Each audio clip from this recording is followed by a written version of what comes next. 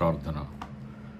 మా ప్రియ పరలోకపు తండ్రి, నీ పరిశుద్ధమైన నామానికి, ఘనమైన నామానికి వందనాలు, స్తుతులు, స్తోత్రాలు. నీ ప్రియకుమారుడైన యేసుక్రీస్తు శిలువ మరణ పునరుద్ధానం ద్వారా మమ్మల్ని నీతిమంతులుగా చేసి నిన్ను అబ్బా తండ్రి అని పిలిచే భాగ్యము, స్తుతించి ఆరాధించే భాగ్యము, తండ్రి నీ స్వరం వినే భాగ్యము, ఒకరికొకరు ప్రార్థన విజ్ఞాపన చేయడానికి మీరు చూపిన ఈ కృపను బట్టి అందుకొరకై ఈ దినం మమ్మల్ని సజీవ లెక్కలో ఉంచినందుకు నీ కృతజ్ఞతాస్తుతులు చెల్లిస్తున్నాం. ఈ ఉదయం నీ కరుణాపీఠం యుద్ధకు వచ్చి నీ బంగారు పాదములను ముద్దు పెట్టుకొని మా పాపమును, మా పితరుల పాపము, మా దేశం యొక్క పాపం నీ సన్నిధిలో ఒప్పుకుంటున్నాం. దయతో మమ్మల్ని క్షమించి నాయన మాకు కావలసిన జీవాహారం అనుగ్రహించి మమ్మల్ని బలపరచండి, ఉజ్జీవపరచండి. మమ్మల్ని మేము సరి చేసుకునే కృపను మాకు దయచేసి మీరు మహిమ పొందండి. ఈ ఉదయకాలము నాయన ప్రపంచవ్యాప్తంగా ఉన్న నీ బిడ్డలతో కలిసి నీ వాక్యంతో ఏకీభవిస్తుంటుండగా నా తండ్రి మమ్మల్ని దర్శించి మాకు కావలసిన నీ కుమారుడైన యేసుక్రీస్తు ప్రత్యక్షతలతో పాటు మమ్మల్ని మేము స్వపరీక్ష చేసుకునే భాగ్యం అనుగ్రహించండి. ఇంతవరకు మాట్లాడిన ప్రతి మాటను బట్టి కృతజ్ఞతాస్తుతులు చెల్లిస్తూ నీ పరిశుద్ధాత్మ అభిషేకము అనుగ్రహించి తండ్రి మమ్మల్ని నేను దర్శించవలసిందిగా వేడుకుంటున్నాను. పరిశుద్ధాత్మ దేవుడా, మీ అభిషేకం, మీ నడిపింపు, మీ సహాయం దయచేసి మహిమ పొందండి. తండ్రి, నన్ను నీ కుమారుడైన యేసుక్రీస్తు సిలువ చాటును మరుగు చేసుకొని నన్ను వాడుకోనండి, నాతో కూడా మాట్లాడమని నిండు వందనాలు, కృతజ్ఞతాస్తుతులు చెల్లిస్తూ మా ప్రభువును మా రక్షకుడైన యేసుక్రీస్తు అతి పరిశుద్ధ నామమున స్తుతించి ప్రార్థిస్తున్నాము తండ్రి. Amen, amen. మంచిది. ఈరోజు 9వ తారీఖు 7వ నెల 2026వ సంవత్సరము. ఇజ్రాయెల్ దేశంలో 24వ తారీఖు తామూజు నెల 5786వ రోజు. ఈరోజు మనం ధ్యానం చేసుకునే అంశము సంఖ్యాకాండము 33వ అధ్యాయము 50 నుండి 56 వచనాలు. మొదటగా చదువుకుందాం. సంఖ్యాకాండము 33వ అధ్యాయము 50 నుండి 56వ వచనం వరకు. యెరికో యొద్ద అనగా యోర్దానుకు సమీపమైన మోయాబు మైదానములలో యెహోవా మోషేకు ఇలాగు సెలవిచ్చాను. నీవు ఇశ్రాయేలుతో ఇట్లనము, మీరు యోర్దానును దాటి కనాను దేశమును చేరిన తర్వాత ఆ దేశ నివాసులందరినీ మీ ఎదుట నుండి వెళ్ళగొట్టి వారి సమస్త ప్రతిమలను నాశనము చేసి వారి పోత విగ్రహములన్నిటినీ నశింపచేసి వారి ఉన్నత స్థలములన్నిటినీ పాడు చేసి ఆ దేశమును స్వాధీనపరుచుకొని దానిలో నివసింపవలెను. ఏలైనగా దాన్ని స్వాధీనపరుచుకున్నట్లు ఆ దేశమును మీకు ఇచ్చి తిని మీరు మీ వంశముల చొప్పున చీట్లు వేసి ఆ దేశమును స్వాస్థ్యములుగా పంచుకొనవలెను. ఎక్కువ మందికి ఎక్కువ స్వాస్థ్యమును, తక్కువ మందికి తక్కువ స్వాస్థ్యమును ఇవ్వలేను. ఎవని చీటి ఏ స్థలమున పడునో వానికి ఆ స్థలమే కలుగును. మీ తండ్రుల గోత్రముల చొప్పున మీరు స్వాస్థ్యములు పొందవలెను. అయితే మీరు మీ ఎదుట నుండి ఆ దేశ నివాసులను వెళ్ళగొట్టని ఎడల మీరు వారిలో ఎవరిని ఉండనిచ్చెదరో వారు మీ కన్నులలో ముండ్లుగాను మీ ప్రక్కలలో శూలములుగాను ఉండి మీరు నివసించు ఆ దేశంలో మిమ్మను బాధ పెట్టెదరు. మరియు నేను వారికి చేయతలంచినట్లు మీకు చేసేదనని వారితో చెప్పాను. మరొక లేఖన భాగము సంఖ్యాకాండం 34వ అధ్యాయం 1 నుండి 15 వచనాలు. 1 నుండి 15 వచనాలు. మరియు యెహోవా మోషేకు ఇలాగు సెలవిచ్చాను. నీవు ఇశ్రాయేలులతో కనాను దేశమున అనగా పొలిమేర్ల చొప్పున మీరు చీట్లు వేసి స్వాస్థ్యముగా పంచుకొను కనాను దేశమున మీరు ప్రవేశించుచుండగా మీ దక్షిణ దిక్కు సీను అరణ్యం మొదలుకొని ఏదోము సరిహద్దు అనగా మీ దక్షిణపు సరిహద్దు ఉప్పు సముద్రం యొక్క తూర్పు తీరం వరకు ఉండను. మీ సరిహద్దు దక్షిణం మొదలుకొని అక్రబ్బీము కనమ యొద్ద తిరిగి సీను వరకు వ్యాపించను. అది దక్షిణము నుండి కాదేశు బర్నేయ వరకు వ్యాపించి అక్కడ నుండి హసరద్దారు వరకు పోయి అక్కడ నుండి అస్మోను వరకు సాగును. అస్మోను నుండి ఐగుప్తు నది వరకు సరిహద్దు తిరిగి సముద్రం వరకు వ్యాపించను. పడమటి సరిహద్దు ఏదనగా మహాసముద్రము, అదే మీకు పడమటి సరిహద్దుగా ఉండను. మీ ఉత్తరపు సరిహద్దును మహాసముద్రం యుద్ధ నుండి హోరు కొండ వరకు ఏర్పరచుకొనవలెను. హోరు కొండ యుద్ధ నుండి హమాతునకు పోవు మార్గం వరకు ఏర్పరచుకొనవలెను. ఆ సరిహద్దు సెదాదు వరకు వ్యాపించను. అక్కడ నుండి సరిహద్దు జిప్రోను వరకు వ్యాపించను. దాని చివర హసరేనాను నొద్ద ఉండను. అది మీకు ఉత్తరపు సరిహద్దు. తూర్పు సరిహద్దు హసరేనాను నుండి షెపాము వరకు మీరు ఏర్పరచుకొనవలెను. షెపాము నుండి సరిహద్దు అయ్యునుకు తూర్పున రిబ్లా వరకు ఉండను. ఆ సరిహద్దు దిగి తూర్పున కిన్నెరెతు సముద్రం ఒడ్డును తగిలి ఉండను. ఆ సరిహద్దు యోర్దాను నది వరకు దిగి ఉప్పు సముద్రమునకు వ్యాపించును. ఆ దేశము చుట్టూనున్న సరిహద్దుల మధ్యనున్న దేశము మీదై ఉండునని వారికి ఆజ్ఞాపించుము. మోషే ఇశ్రాయేలుతో, మీరు చీట్లు చేత పొందబోచున్న దేశం ఇది. యెహోవా 9 గోత్రములకును అర్ధగోత్రమునకును దీనిని ఇయ్యవలెనని ఆజ్ఞాపించాను. ఏలైనగా తమ తమ పితరుల కుటుంబముల ప్రకారము రూబేనీయులను గాదీయులను తమ తమ స్వాస్థ్యములను నొందిరి.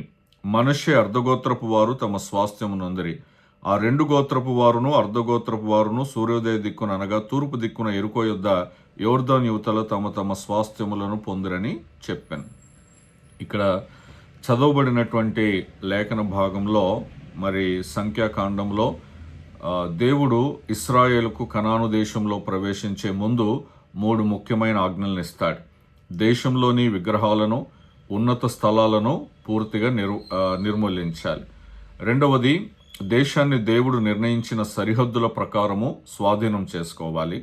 మూడవది, ప్రతి గోత్రానికి దేవుడు నిర్ణయించినటువంటి వారసత్వాన్ని గౌరవించాలి. ఇది మరి యూదుల దృక్కోణంలో గనుక మనం చూస్తే పరిశుద్ధ దేశంలో నివసించాలి అనంటే మొదట పరిశుద్ధత అవసరము, రెండవది విధేయత అవసరము, మూడవది దేవుడు నిర్ణయించిన హద్దులను సరిహద్దులను గౌరవించడం. ఈ 3 చాలా అవసరం. ఆ దేవుడు వాగ్దానం చేసిన కనాను దేశంలో నివసించాలి అనంటే పరిశుద్ధత, విధేయత, దేవుడు నిర్ణయించిన సరిహద్దులను గౌరవించడం. ఇంతకుముందు మనం సంఖ్యాకాండంలో చూసుకున్నాం. ఇది సరిహద్దు ఉంటుంది, సముద్రం సరిహద్దు ఉంటుంది, ఆ ప్రాంతం సరిహద్దు ఉంటుంది. ఇవన్నీ చదవడం అవసరం అనంటే అవసరమే. దేవుడు ఆ హద్దులను ఇచ్చాడు, వాటిని మనం గౌరవించాలి. భారతదేశానికి ఒక సరిహద్దు ఉంటుంది. అటువైపు చైనా ఉంటుంది, ఇటువైపు పాకిస్తాన్ ఉంటుంది, ఒకవైపు బంగ్లాదేశ్ ఉంటుంది, నేపాల్ ఉంటుంది. ఇలా మన దేశానికి సరిహద్దులు ఉన్నాయి. ఆ సరిహద్దులను గౌరవించాలి, భంగపరచకూడదు. ఇప్పుడు దేవుడు తన ప్రజలకి వాగ్దానం చేసినటువంటి కనాను దేశంలో మరి ప్రవేశింపచేసిన తర్వాత ఏం చేయాలో ఏం చేయకూడదో దేవుడు చాలా స్పష్టంగా చెబుతున్నాడు. ఈరోజు మన ధ్యానానికి అంశం పేరు పరిశుద్ధ సరిహద్దులను కాపాడుట, దేవుని రాజ్యంలో సహకారాన్ని గౌరవించుట. అంటే దేవుని రాజ్యం కొరకు ఎవరైతే పని చేస్తున్నారో వాళ్ళని గౌరవించుట. ఈ 2 అంశాలు మనం ఈరోజు ధ్యానం చేసుకోబోతున్నాం. కాబట్టి మార్కు సువార్తకు వచ్చేటప్పటికి దేవుడు ఏం చెప్తున్నాడు? 9వ అధ్యాయంలో, మనకు విరోధి కానివాడు మన పక్షముగా ఉన్నవాడే. మీరు క్రీస్తువారని నా పేరట మీకు గిన్నెడు నీళ్లు త్రాగనిచ్చేవాడు తనకు రావాల్సిన ఫలము పోగొట్టుకొనడని మీతో నిశ్చయముగా చెప్పుచున్నాను. మార్కు సువార్త 9వ అధ్యాయం 40 నుండి చదువుతున్నాను. 42వ వచనం, నా యందు విశ్వాసం ఉంచువాడు ఈ చిన్నవారులను ఒకని అభ్యంతరపరచువాడెవడో వాడు మెడకు పెద్ద తిరుగట్రాయి కట్టబడి సముద్రంలో పడవేయబడుట వానికి మేలు అని అంటున్నాడు మార్కు సువార్త. ఇక్కడ ఈ సంఖ్యాకాండము మార్కు సువార్తలో ఈ రెండిట్లో నుండి మనము నేర్చుకోవలసిన విషయాలు. మొట్టమొదటిది పరిశుద్ధతను కాపాడుట, మరి విశ్వాసులను కాపాడుట. పరిశుద్ధత, విశ్వాసి, ఈ రెండిటికి కూడా చాలా సంబంధం ఉంటుంది. సంఖ్యాకాండం 33వ అధ్యాయంలో దేవుడు విగ్రహాలను పూర్తిగా తొలగించండి, లేకపోతే అవి మీకు ముళ్ళవలే మిమ్మల్ని బాధిస్తాయి అని అంటున్నాడు. ఈరోజు మన జీవితంలో మనకున్నటువంటి విగ్రహాలను మనం తీసివేయకపోతే అవి మనకి ముళ్ళలాగా ఉంటాయి, అవి మనల్ని బాధ పెడుతూనే ఉంటాయి. ఇక్కడ చిన్న రాజీ, అంటే చిన్న దాని విషయంలో కూడా మనం రాజీ పడిపోతే చివరికి అది పెద్ద ఆత్మీయ పతనానికి దారితీస్తుంది. ఇది గమనించాలి. మనం చిన్న చిన్న విషయాలే కదా అని చెప్పి మనం నిర్లక్ష్యం చేస్తూ ఉంటే అది పెద్ద ఆత్మీయ పతనానికి దారి తీస్తుంది. మార్కు సువార్తలో ఏమంటాడు? 9వ అధ్యాయంలో యేసు ప్రభు ఈ చిన్న బిడ్డలను ఆటంకపరచొద్దు, అభ్యంతరపరచొద్దు అని అంటున్నాడు. అంటే చిన్న విశ్వాసులు, చిన్నవారిని కూడా అభ్యంతరపరచకూడదు. అక్కడేమో సంఖ్యాకాండములో చిన్న వాటి విషయంలో రాజీ పడొద్దు అని అంటున్నాడు. మార్కు సువార్తలో చిన్నవారిని అభ్యంతరపరచకూడదు అని అంటున్నాడు. ఈ రెండిటి డిఫరెన్స్ని మనం బాగా గమనించాలి. కొరింథీయులకు రాస్తూ పౌలు మొదటి పత్రికలో 5వ అధ్యాయము 6-7 వచనాలు, కొరింథీయులకు రాసినటువంటి మొదటి పత్రిక 5వ అధ్యాయం 6-7 వచనాలు. మీరు అతిశయపడుట మంచిది కాదు, పులిసిన పిండి కొంచెమైనను ముద్దంతయు పులియజేయునని మీరు ఎరుగరా అంటున్నాడు. మొదటిది అతిశయపడకూడదు అని అంటున్నాడు. రెండవ మాట, పులిసిన పిండి కొంచెమైనను ముద్దంతయు పులియజేయునని మీరు ఎరగరా? మీరు పులిపిండి లేనివారు గనక క్రొత్త ముద్దవుటకై ఆ పాతదైన పులిపిండిని తీసి పారవేయుడి. ఇంతేకాక క్రీస్తును మన పస్కా పశువు వధింపబడెను అని అంటున్నాడు. కాబట్టి కొంచెం విషయంలో రాజీ పడితే ఇంతకుముందు చెప్పినట్టుగా మన ఆధ్యాత్మిక జీవితంలో పెద్ద పతనానికి దారితీస్తుంది. యేసుప్రభు ద్వారా పౌలును ఉపయోగించుకొని యేసుప్రభు పౌలు ద్వారా మనకు తెలియచేస్తున్న మాట ఏంటంటే, కొంచెమైన పులిసిన పిండి అది ముద్దంతయు పులియజేస్తుంది, అంటే పాడు చేస్తుంది. కాబట్టి మన పరిశుద్ధతను కాపాడుకోవాలి, అలాగనే చిన్న బిడ్డలను ఆటంకపరచకూడదు అని అంటున్నాడు. సంఖ్యాకాండములో చిన్న పాపము, క్రొత్త నిబంధనలో చిన్న విశ్వాసులు. ఏది ఉంచాలో ఏది ఉంచకూడదో అది మనము చాలా స్పష్టంగా ఎరిగిన వారమే ఉండాలి. రెండవది దేవుడు నిర్ణయించిన సరిహద్దులు. సంఖ్యాకాండం 34వ అధ్యాయంలో దేవుడు కనాను సరిహద్దులను స్వయంగా నిర్ణయిస్తాడు. మనిషి నిర్ణయించింది కాదు అది. ఎటువైపు ఏది ఉండాలి, ఏ దేశం ఉండాలి, ఏ సముద్రం ఉండాలి, ఎవరు ఉండాలి, ఇవన్నీ కూడా దేవుడే నిర్ణయించాడు. దేవుడు మోషేకు చెప్పాడు. ఇప్పుడు హద్దులు అనేవి మానవుడు నిర్ణయించేది కాదు, అది దేవుడు నిర్ణయించేది. దేవుడు నిర్ణయిస్తున్నాడు అని అంటే ఒక క్రమాన్ని ఏర్పాటు చేస్తూ ఉన్నాడు దేవుడు. భారతదేశానికి సరిహద్దులు ఉన్నట్టుగానే కనాను దేశానికి కూడా సరిహద్దులు ఉన్నాయి. దేవుడు అదొక క్రమాన్ని ఏర్పాటు చేస్తూ ఉన్నాడు. ఇప్పుడు మార్కు సువార్త 9వ అధ్యాయంలో మనకు విరోధముగా లేనివాడు మన పక్షమే అని అంటున్నాడు.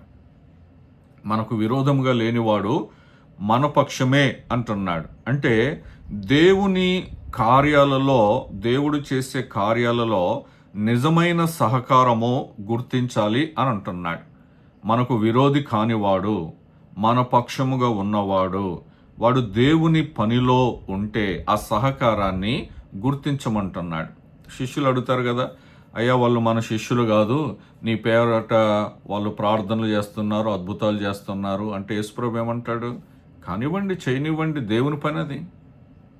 మనం ఒకరిని చూసి ఈర్ష్యపడకూడదు. ఒకరు మాకంటే ఎక్కువగా వాడబడుతున్నారు అన్న ఈర్ష్యలోనికి వస్తే అది మన ఆత్మీయ పతనానికి దారితీస్తుంది.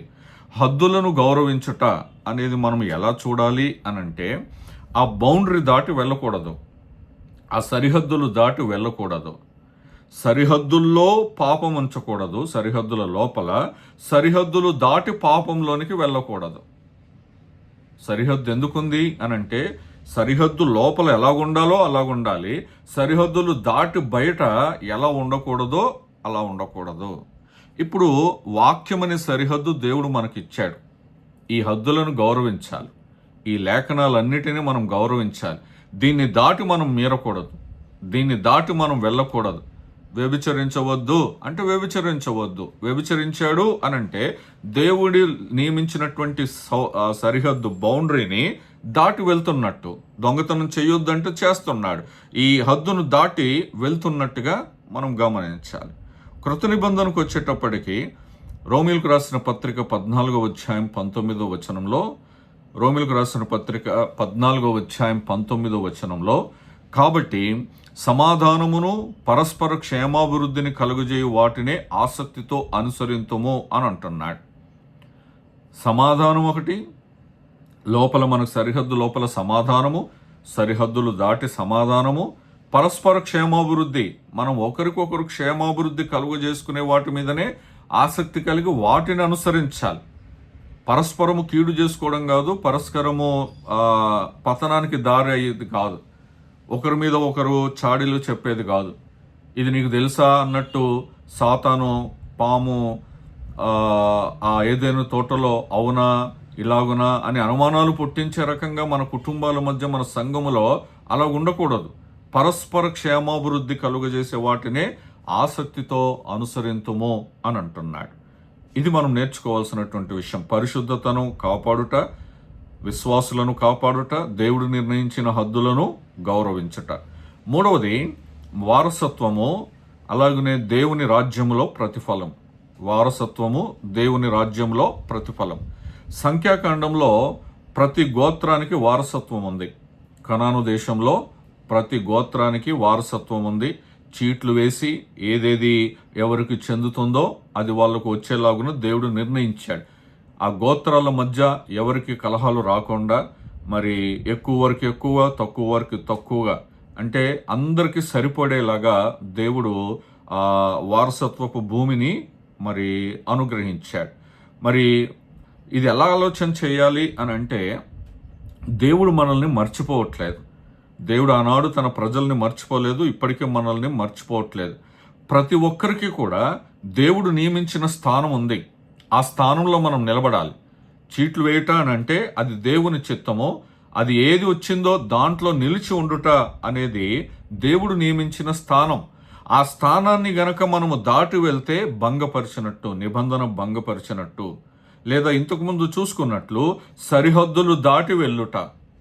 దేవుడు నాకు ఏ సరిహద్దు ఇచ్చాడో అందులోనే. పౌలు కూడా రాస్తాడు, నాకు అప్పగించిన మేరలో నేను పనిచేయాలి. ఇతరుల మేరలోకి నేను వెళ్ళి పనిచేయకూడదు.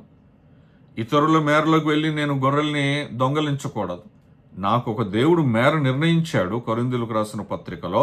ఆ దాంట్లో నేను నిలిచి ఉండాలి. ఇప్పుడు మార్కు సువార్తకి 9వ అధ్యాయంలోనికి వచ్చేటప్పటికి, ఒకడు గిన్నెడు నీళ్ళు ఇచ్చిన వాడికి ప్రతిఫలం ఖచ్చితంగా ఉంటుంది అని అంటున్నాడు.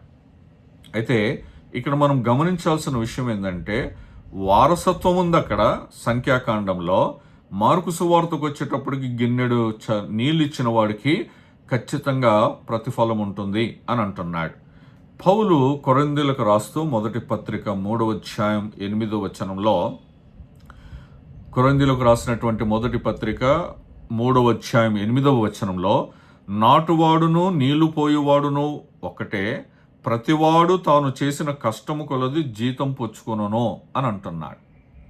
ప్రతివానికి జీతం ఉంటుంది. వాడు ఏం కష్టపడ్డాడో ప్రతివాడు తాను చేసిన కష్టం కొలది జీతం పుచ్చుకొనును అని అంటున్నాడు. కొలస్సీలకు రాస్తూ 3వ అధ్యాయం 24వ వచనంలో, 23, 24 వచనాల్లో, కొలస్సీలకు రాసిన పత్రిక 3వ అధ్యాయం 23, 24, ప్రభు వలన స్వాస్థ్యమును ప్రతిఫలముగా పొందుదమని ఎరుగుదురు గనక. అంటే మనకేం తెలుసు? ప్రభు వలన ఒక స్వాస్థ్యం ఉంటుంది, అది మనకు తెలుసు. కాబట్టి 24వ వచనంలో, మీరేమి చేసిననో అది మనుష్యుల నిమిత్తము కాక ప్రభు నిమిత్తమని మనస్ఫూర్తిగా చేయుడి అని అంటున్నాడు. ఎందుకు? మీరు ప్రభు అయిన క్రీస్తునకు దాసులై ఉన్నారు.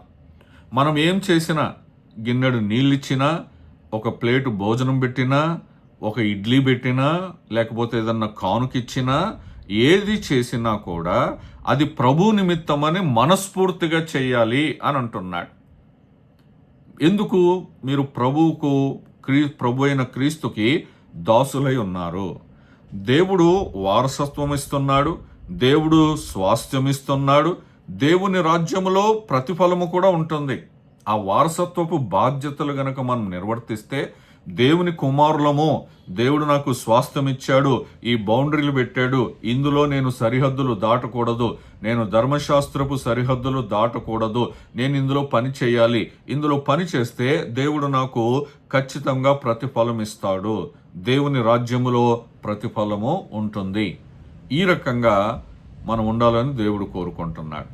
4వ విషయం ఏమిటి అనంటే, విగ్రహాలను తొలగించుట, అభ్యంతరాలను తొలగించుట.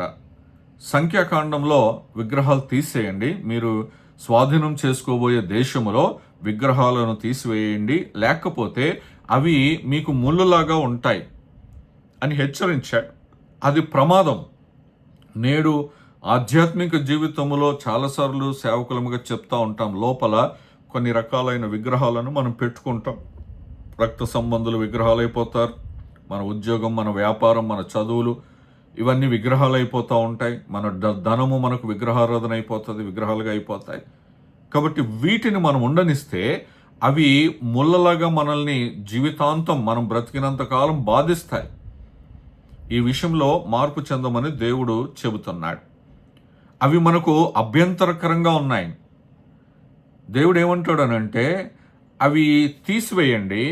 అవి తీసివేయకపోతే అవి పెట్టుకున్న వాళ్ళకి ఎలాంటి శిక్ష ఉంటుందో మీకు అలాగనే ఉంటుంది అని అంటాడు. దేవుడు హెచ్చరిస్తాడు. అంటే ఎవరు వాటిని వెంబడిస్తున్నారో వాళ్ళకి రావాల్సిన శిక్ష, ఎవరు వాటిని ఉండనిస్తున్నారో దేవుని బిడ్డలు అది వాళ్ళకి చెందేలాగా చేస్తాను అని అంటున్నాడు. మార్కు సువార్త 9వ అధ్యాయంలో అభ్యంతరపరచువాడెవడో, సంఘాలలో అభ్యంతరపరిచే వాళ్ళు ఉంటారు, సమాజంలో అభ్యంతరపరిచే వాళ్ళు ఉంటారు. వాళ్ళకి చాలా ప్రమాదం. వాడు మెడకు పెద్ద తిరుగటి రాయి కట్టబడి సముద్రములో పడవేయబడుట వానికి మేలు అని అంటున్నాడు. అసలు అది ప్రమాదం, కానీ వాడికి అదొక మేలు అంట. ఎందుకంటే దేవుని చేతిలో పడితే చాలా భయంకరం. వాడు రాయి కట్టుకొని సముద్రంలో పడిపోతాడికి మేలు, కానీ దేవుని చేతిలో పడకూడదు అని అంటున్నాడు. ఈరోజు మనము అభ్యంతరకరంగా ఉంటున్నామా కుటుంబాలలో, అభ్యంతరకరంగా ఉంటున్నామా సంఘాలలో, అభ్యంతరకరంగా ఉంటున్నామా సమాజంలో, మనం పనిచేసే దగ్గర, మనం వెళ్ళే ప్రతి చోట ఇది మనం స్వపరీక్ష చేసుకోవాలి. పౌలు రోమీలకు రాస్తూ 14వ అధ్యాయం 13వ వచనం, 14వ అధ్యాయం 13వ వచనం, కాగా మనం ఇక మీదట ఒకరినొకడు తీర్పు తీర్చకుందుమో, ఇదియుగాక సహోదరునికి అడ్డమైనను ఆటంకమైనను కలుగజేయకుందుమని మీరు నిర్ణయించుకొనుడి అని అంటున్నాడు. ఎవ్వరికి మనం ఆటంకంగా ఉండకూడదు.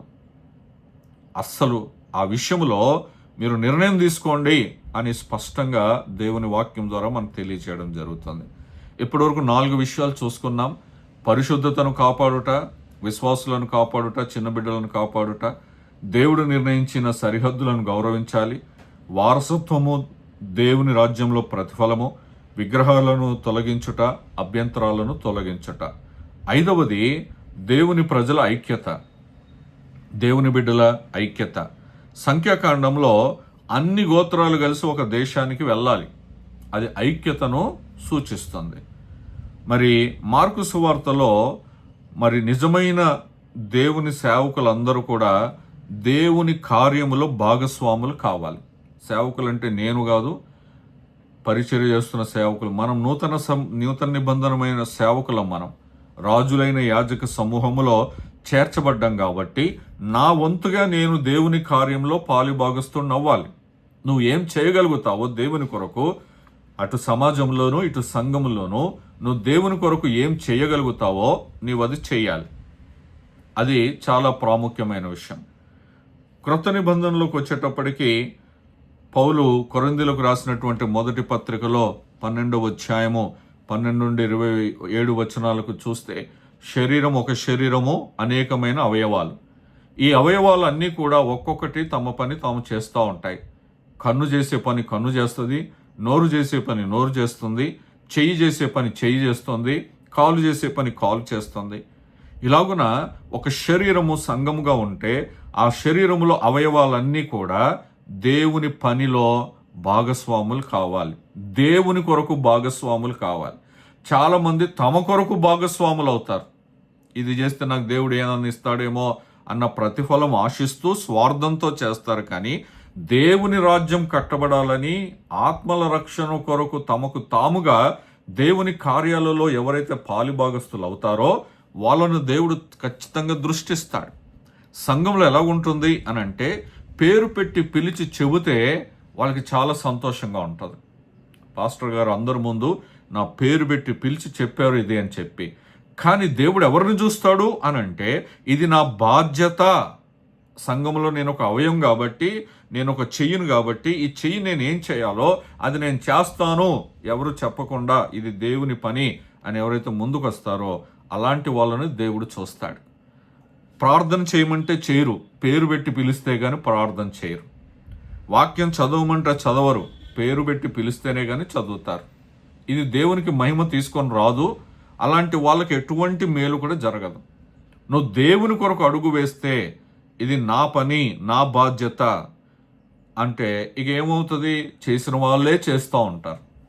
ఇదొక సమస్య అవుతుంది సంఘాలలో. ఒక శరీరము అనేక అవయవాలు, ఏ అవయవము తన పని తాను చేసుకుంటూ పోతుందో సంఘంలో ప్రతి ఒక్కరూ కూడా అలాగున ఉండాలని దేవుడు కోరుకుంటున్నాడు. ఫిలిప్పీలకు రాసిన పత్రిక 2వ అధ్యాయం 2వ వచనంలో మీరు ఏక మనస్కులగునట్లు ఏక ప్రేమ కలిగి ఏకభావము గలవారుగా ఉండి ఒక్కదాని యందే మనస్సుంచుచు నా సంతోషమును సంపూర్ణం చేయుడి అని అంటున్నాడు. పేతురు వేడుకుంటున్నాడు, మా సంతోషాన్ని పరిపూర్ణం చేయండి. ఎలా చేస్తారు మీరు? సేవకుల సంతోషాన్ని పరిపూర్ణం ఎలా చేస్తారు? ఏక మనస్సు కలిగి ఉండాలి, ఏక ప్రేమ కలిగి ఉండాలి, ఏకభావం కలిగి ఉండాలి, ఒక్కదాని అందే మనస్సు ఉంచాలి. ఆ మనస్సు